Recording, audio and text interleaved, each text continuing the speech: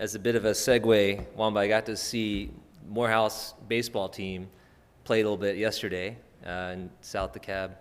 That was cool. Those guys they were bringing it for sure.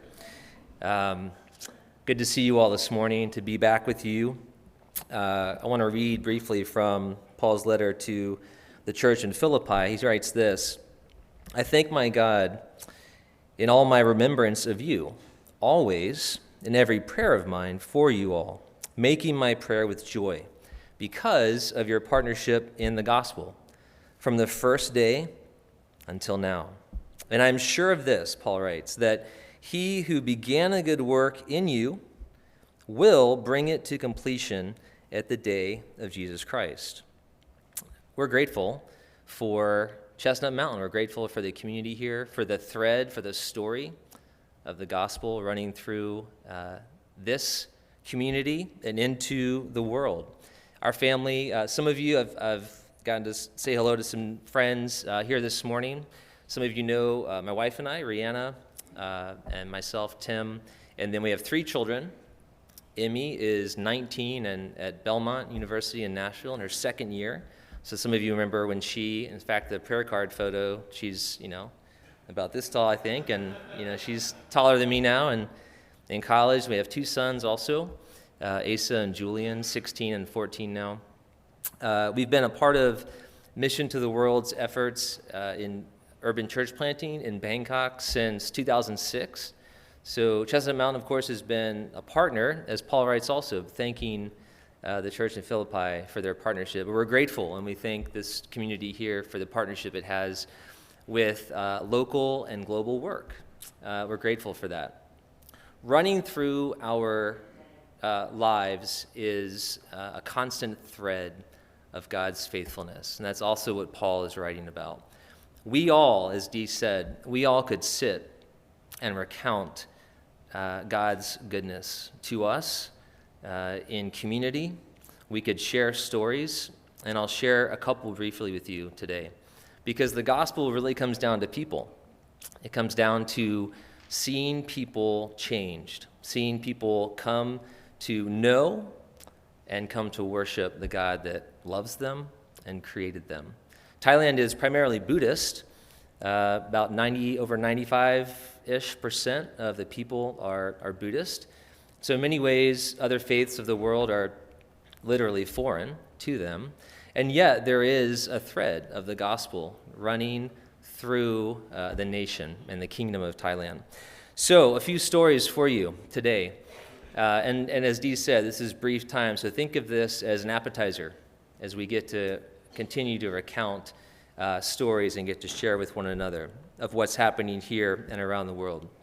So one story I'll tell you is about a man named Nati. Nati studied actually at Washington University in St. Louis. He came to faith while he was there. From a Buddhist background, a Buddhist family, came to study abroad for him, came to faith. And he eventually went on to Covenant Seminary. And while he was there, he met the family, the Veldhorst family, that was getting ready to begin a work in Thailand. And so that was a wonderful connection for them to make. So Nati moved back to Thailand. He met his wife there, Bee. Bee is from a Buddhist background as well. She's the only Christian in her extended Thai Chinese family. And they got married, and then Nati and Bee moved to Chicago. He went to Trinity Evangelical Divinity School and got his PhD in systematic theology, and moved back to Bangkok to work in urban church planting.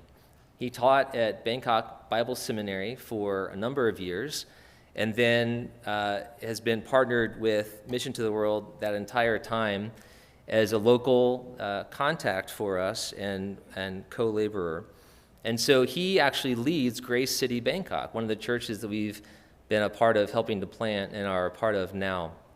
And it was really wonderful to be able to worship with them. So about 7 hours ago, the church meets in the afternoon in Bangkok. So about 7 hours ago, I got online to watch worship. And what was special about it was seeing the people that God has placed in that community, just as God has placed people in this community.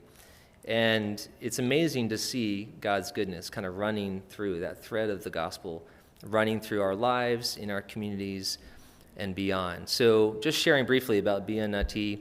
And then the young man that was leading the call to worship today is a young man named Niran.